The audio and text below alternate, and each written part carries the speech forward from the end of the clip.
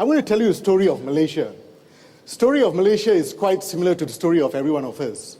We work very hard for the sustainability of our life, our family, for the well-being. But during the process of working hard and doing all these things, something happens to us as well. We go through stress, we go through sickness, and this is an interesting story about Malaysia, the role of protected areas in the context of Malaysia. All right, Malaysia is a young country, got its independence in 1957. We used to host the tallest twin towers. We still have a very vibrant biodiversity.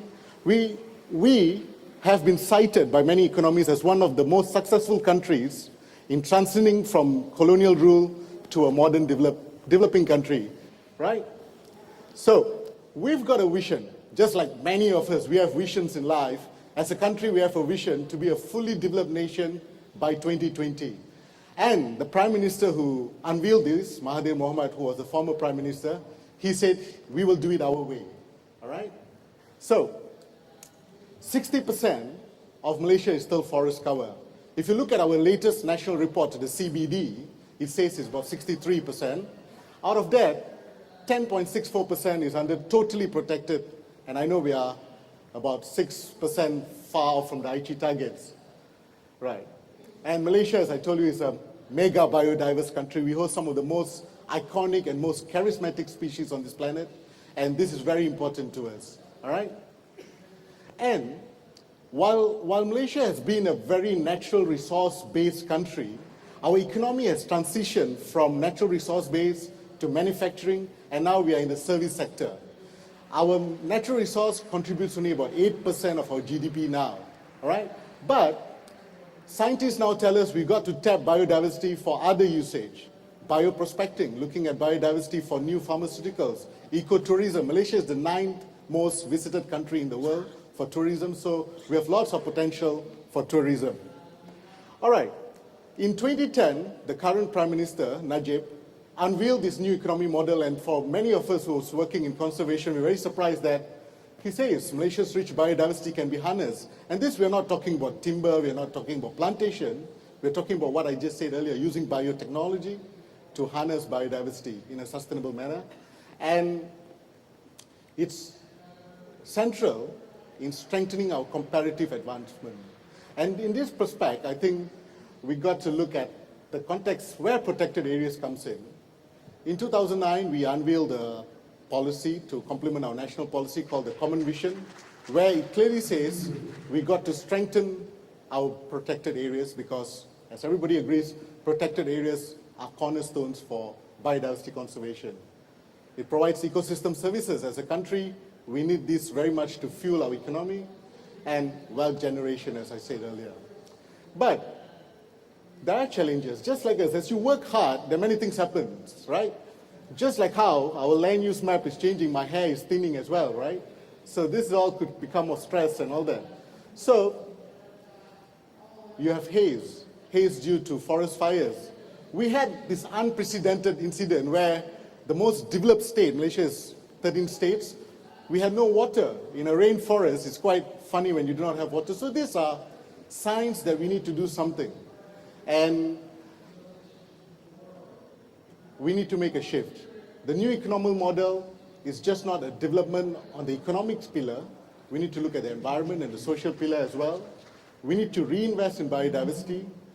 We need to do mainstream biodiversity. As I was walking to the conference today, I found this pamphlet, which was quite interesting, where it says, you work so hard, why don't you take a break and invest in yourself in meditation for your well-being? So this is something that it has analogies to what we are doing in conservation. So the solutions are a three-pronged solution. There are many solutions, of course, but as a developing country which is trying to be a developed nation, I think the biggest issue is funding and resource mobilization. So it's enhancing management of protected areas through economic instruments, alternative and innovative ones. Creating linkages of protected areas. We have got protected areas, but they're quite fragmented. And enhancing the appreciation of biodiversity. So the first solution, we've got a project funded by Jeff now and supported by UNDP, where it's looking at strengthening protected areas through a sustainable financing, where at the end of the project, we're looking at some clear incremental funding from the government. And Malaysia also has together with other 18 countries, trying to implement this new approach to the way we manage biodiversity. Let me tell you this. My friend from Uganda yesterday asked this question. You can have all the best policies, but if you do not have resources in terms of finance, manpower to implement the policies, it's useless. So Biofin is a kind of innovative approach where it uses bottom-up, country-driven, for a country to see how you could implement your new revised biodiversity strategies. And I've been talking about this a lot because it's useless having a policy without a clear resource or finance mechanism in place. All right? And of course, other kinds of approaches that we are looking at as payment, ecosystem payment services.